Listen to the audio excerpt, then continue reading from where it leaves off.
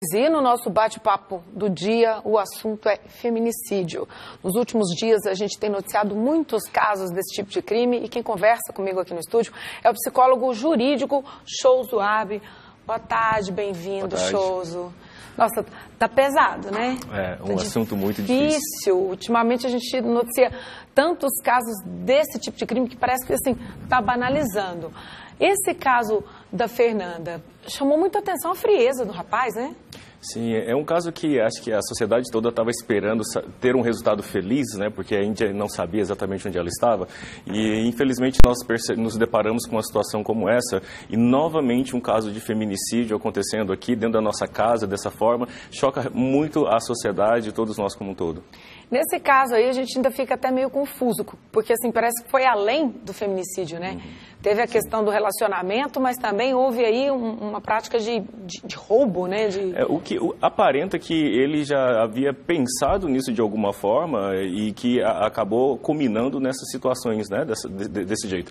Porém, quando a gente pensa em feminicídio e os estudos que vão trazer a respeito disso, vão falar sobre uma construção de ideias sobre quem é mulher. E essa construção, Michele, vem desde criança. Você quer dizer que o cara, assim, não é de repente que ele vira o assassino que não aceita o fim da relação? Exatamente, porque, olha só, se desde pequeno ele vai sendo ensinado que se trata mulher de qualquer forma, de que pode bater em mulher, de que pode xingar a mulher e não tem consequência nenhuma, ele vai desenvolvendo dentro dele um conceito de que ele faz o que ele quer. E aí vem o dinheiro, vem a posição, vem o machismo e todas essas questões, onde ele vai se sentir empoderado para fazer esse tipo de coisa. A gente fica assustado porque a gente só vê o final do produto. Mas esse produto, ele teve uma construção, ele teve um desenvolvimento. E esse desenvolvimento é que tem que ser estudado. É porque a gente olha no caso dela, por exemplo, foi muito rápido. A gente muitas vezes noticia que a pessoa teve um relacionamento um pouco mais longo, às vezes de muitos anos. Aí a outra pessoa não aceita, o que já está errado, porque ninguém é dono de ninguém, não tem que ter sentimento de posse. As pessoas não são coisas, não são objetos, Sim. né? Tem vontade própria. Mas nesse caso que não tinha nem um mês de relacionamento, aí tem uma discussão e enfim, a gente acha até estranho porque, poxa, o cara foi casado e teve filho. É o caso de se investigar como é que era a relação dele, né? Quando a gente fala de criminoso, o criminoso geralmente ele tem um histórico, que a gente só vai conhecer a partir do último crime e depois a gente vai fazer esse histórico anterior. Então, se for pesquisar a vida desse homem, talvez se encontre vários outros comportamentos que não foram denunciados, que não chegaram à mídia, esse tipo de situação.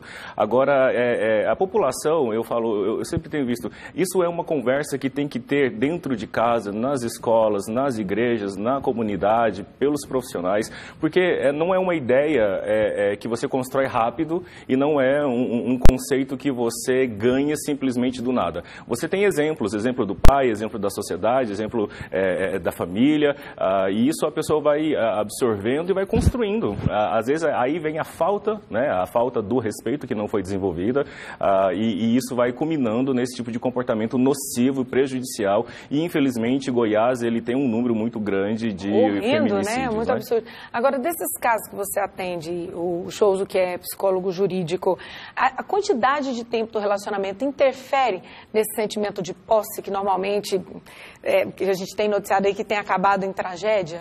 Olha, nós temos muita variedade nesse caso. Eu tenho muito tempo, eu acho que eu sou mais dona. Não, relacionamento de pouco tempo, eu não tenho tanto esse... Não, geralmente isso não, porque tem gente que depois de 15, 20 anos de relacionamento vai cometer um crime, e tem gente que em poucos dias vai cometer esse crime.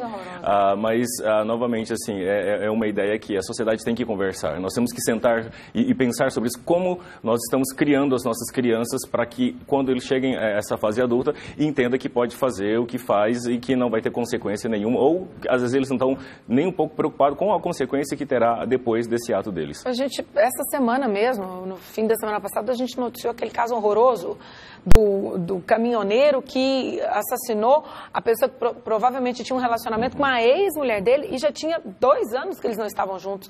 Então também a gente não tem nem quanto tempo imaginar que essa pessoa... Isso é uma coisa premeditada, não é? Isso aí, olha não só, dá para ser assim, de repente eu resolvo matar? E é aí que a gente tem que perceber essa masculinidade, e nós chamamos de masculinidades no plural, são vários tipos de masculinidades, e algumas delas são nocivas ao ponto de fazer isso, ao ponto dele achar que tem posse de uma mulher, tem posse dos bens dessa mulher. Esse caso foi curtido na internet. Sim. O rapaz lá curtiu na internet, aí ele disse que foi lá, mas Aí a gente pensa, tem que arrumar arma, hoje já estava com tudo pronto, esperando algo que ele achasse que seria motivo. Exatamente. Então, pensar com a cabeça dessas pessoas, como que eles planejaram, arquitetaram tudo isso, faz parte desse nosso conhecimento para entender e tentar prever o que a gente pode fazer hoje para que amanhã isso não continue acontecendo. Nós estamos aí falando, infelizmente, nós quando falamos de homens agressores, nós falamos de punição.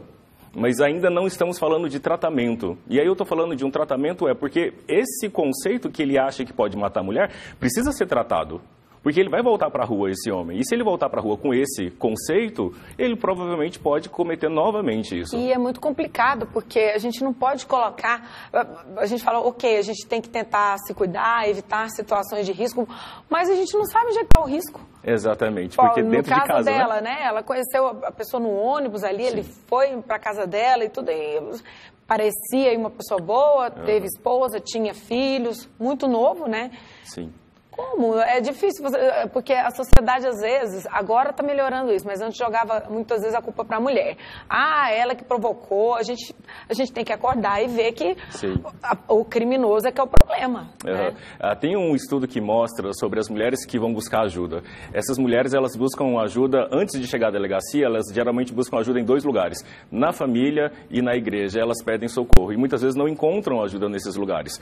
E aí elas vão para a delegacia. O grande problema é que algumas mulheres não chegam à delegacia. Elas morrem antes de chegar a pedir ajuda para a polícia, né? Então, e aí a gente percebe que então existe uma cultura de que é mais fácil ignorar ou silenciar a vítima ou ela ficar quietinha para não causar muito problema. Aí, novamente, a responsabilidade recai sobre a mulher e, infelizmente, ela acaba passando por toda essa situação. Nossa sociedade precisa repensar urgente esses conceitos. Obrigada, Shows, pela participação aqui com a gente no TBC. Obrigado, boa tarde. Boa tarde.